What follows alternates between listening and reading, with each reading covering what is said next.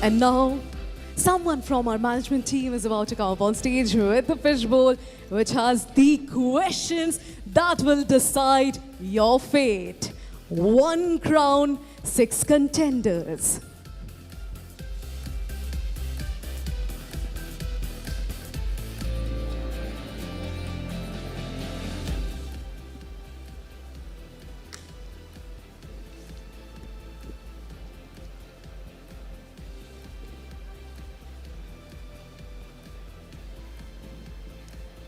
Amishi, your question is, as a role model, how would you respond if a major sponsor of the pageant supported something morally controversial?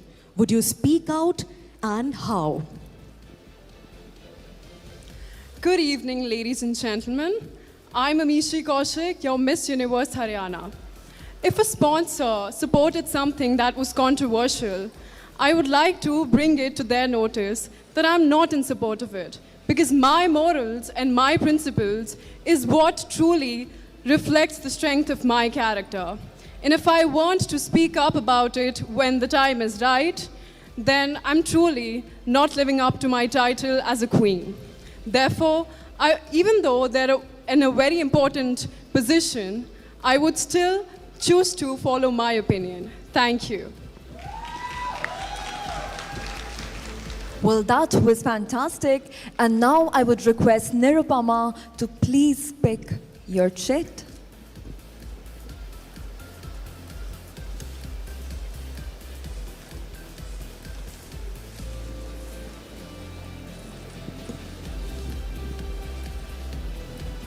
Well, your question says, beauty pageants are sometimes criticized for reinforcing traditional beauty standards.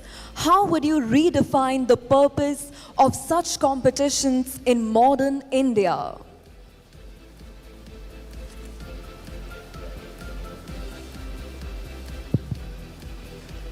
A very good evening to judges and everyone present here tonight. People often took beauty pageant as for someone who have good figure, for someone who have good face, or for the gowns we wore and the makeup. But it's way more bigger than that. It's a platform for sharing the voice for the voiceless. Let's take a deep moment for all my 47 co-contestants from different states, bringing up different advocacy for the state, for the nation, and for globally, for a betterment of our society. I was a victim of multiple cyber harassment for speaking up for women, for children, and for peace. But today, in front of all these beautiful people around me, I stood in front of you with turning every pain into power to inspire generations to come. Thank you. Thank you so much, Nirupama. Moving on to Rouge.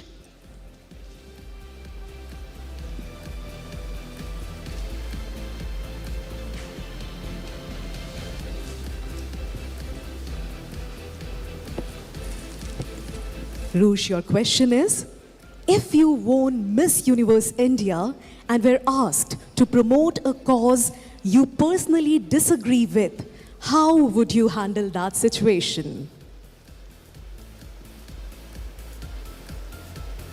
Good evening, one and all. If I were to, can I please I'll read out the question once again. If you won Miss Universe India and were asked to promote a cause you personally disagree with, how would you handle the situation? Falling in love with. Fall in love with the new richer taste of Capri.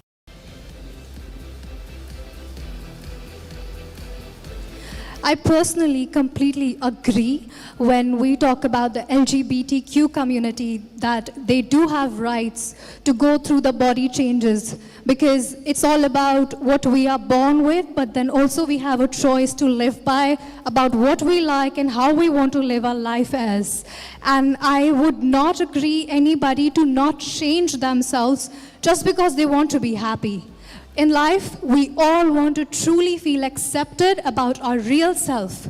And definitely, I would promote the LGBTQ community to come forward and go through the physiological changes that they really want to go ahead with to have a smoother and acceptable life. Thank you. Thank you so much, Roosh. I would now request Mehak to please pick your question.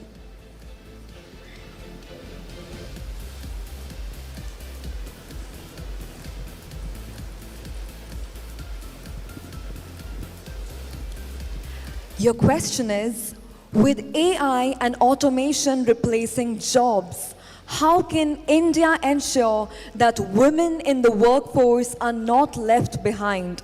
What skills would you emphasize? Thank you for the question. I believe that AI is one of humanity's greatest inventions. And I know in today's day and age, we often fear that going ahead, it might take our jobs. But I believe that that should not be the case.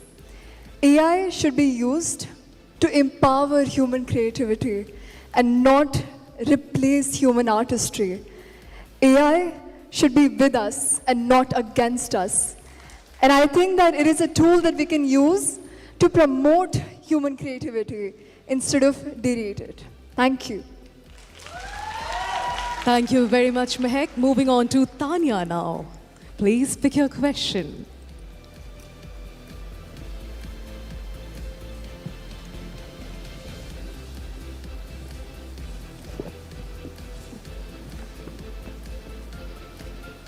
Tanya, your question is, climate change affects everyone, but policies often hurt low-income workers the most.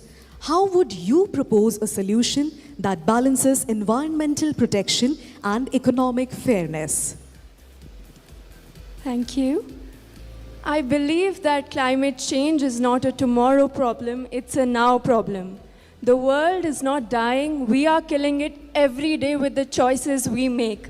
And the solution for this is to take every step with mindfulness and compassion and kindness towards our world. And I believe that when we do that and when we help the world, we're not just saving the climate and the world, we're saving each other. Thank you. Thank you so much, Tanya. And now I would request Monica to pick her question.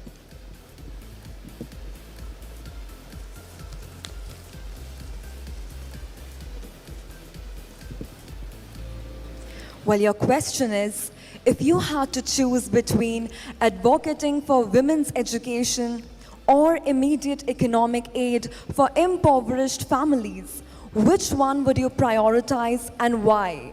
How would you address the counter-arguments? I would repeat it for you. If you had to choose between advocating for women's education or immediate economic aid for impoverished families, which one would you prioritize and why?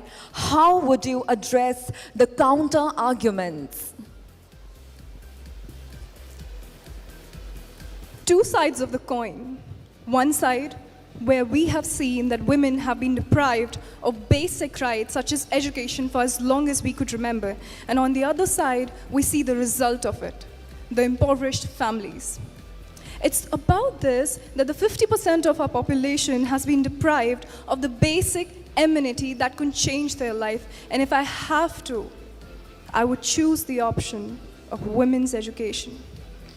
I would advocate for it because it would not just change the life of one person, it would change the entire strata of future of this country, of this world. While both are important, it's about taking actions that can help in the long run. Thank you very much. And with that, ladies and gentlemen, we conclude the question and answer round of our top 6. Ladies, please smile for the cameras because you are the top 6, and please put your hands together, ladies and gentlemen.